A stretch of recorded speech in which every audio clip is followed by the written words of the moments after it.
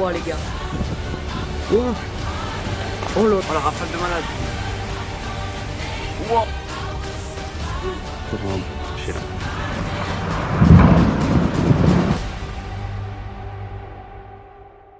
Eh bien, bonjour à toutes et à tous, c'est Météo37, j'espère que vous allez bien. En tout cas, moi ça va super, et aujourd'hui on se retrouve pour cette nouvelle vidéo, ce nouveau point météo, où l'on va parler de cette fin de semaine très perturbée que l'on va avoir avec le passage de coups de vent et de tempêtes, notamment sur le nord du pays. Évidemment, le sud sera épargné par tous ces épisodes venteux, hein. Donc, on va voir tout ça avec les centres d'action. Aujourd'hui, je vais pas vraiment rentrer dans les détails sur le coup de vent d'aujourd'hui puisque c'est pas forcément celui-là qui va m'intéresser, hein, même si il est quand même à surveiller. C'est un fort coup de vent qui touche le nord de la France, mais c'est surtout la tempête de vendredi qui va m'intéresser. Je referai un point demain pour vraiment rentrer dans les détails, évidemment, hein, mais on attend de grosses rafales de vent sur le nord du pays, hein. Elle est d'ailleurs déjà nommée, cette tempête, par les services météo britanniques. Elle est nommée Eunice. Elle est nommée Eunice. Actuellement, la dépression qui passe sur le Royaume-Uni aujourd'hui, c'est Dudley. Elle est ici. C'est une tempête pour le Royaume-Uni. Ce n'en est pas une pour la France. Pour la France, ce n'est pas une tempête, c'est un fort coup de vent, hein. Même si on pourrait atteindre les 100 km/h dans les terres sur l'extrême nord du pays, on n'a que 2 départements qui seront touchés. En généralité, ce sera surtout du 80-90 km/h. Donc, aujourd'hui, ce n'est pas une tempête, mais un fort coup de vent sur le nord du pays. Donc là voici cette dépression, hein, elle va se rapprocher un petit peu plus au sud, voilà, en mer du Nord, et vous le voyez, hein, on a l'isobar qui se resserre toujours, hein, de plus en plus. Donc forcément on a ce coup de vent, hein, notamment entre voilà la soirée de mercredi et la nuit de jeudi, hein, c'est là où ça va le souffler le plus fort sur le nord du pays, hein. C'est vraiment au passage de la dépression, hein, sur la mer du Nord ici qu'on a un resserrement des isobars. Et donc, forcément, hein, le vent qui va un petit peu plus se renforcer. Voilà. Donc, ensuite, après le passage de cette dépression, on la voit déjà, la deuxième, hein. Alors, forcément, il y en a, ils disent ok, elle est où?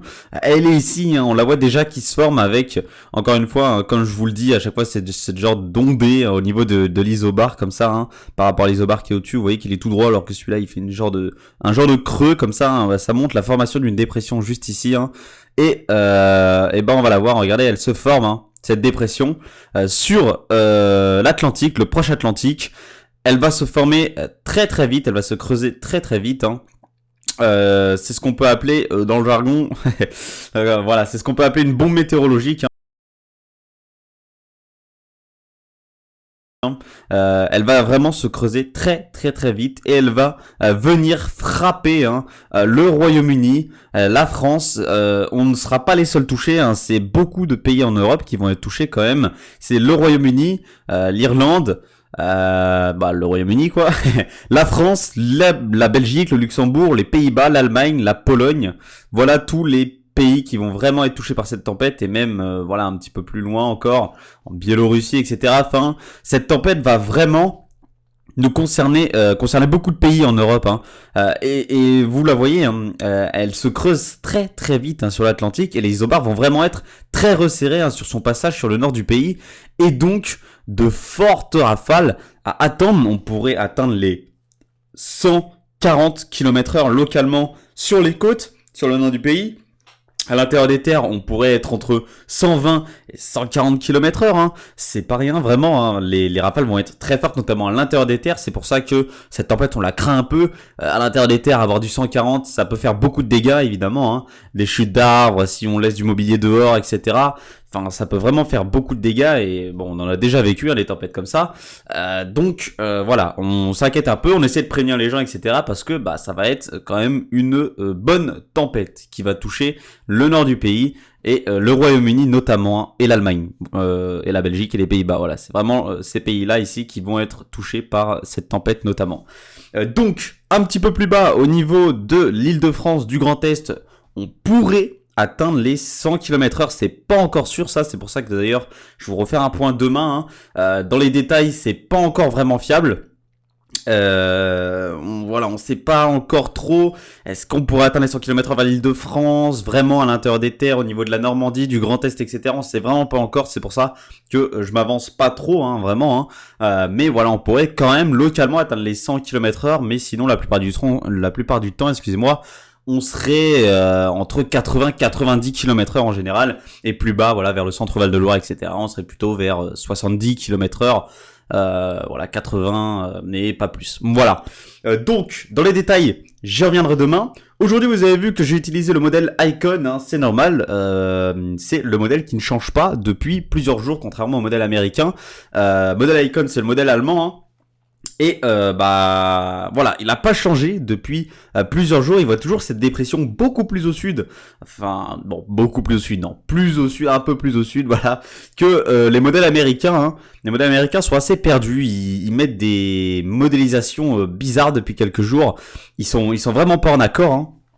Alors que Icon, lui, ne change pas. Puis il est en accord avec certains modèles. Hein. Donc pour l'instant, j'utilise Icon. Hein. C'est très difficile. Les modèles sont pas du tout en accord. Un modèle américain, modèle même européen et Icon ne sont pas du tout en accord. Vraiment, c'est incroyable le changement qu'il y a entre les deux.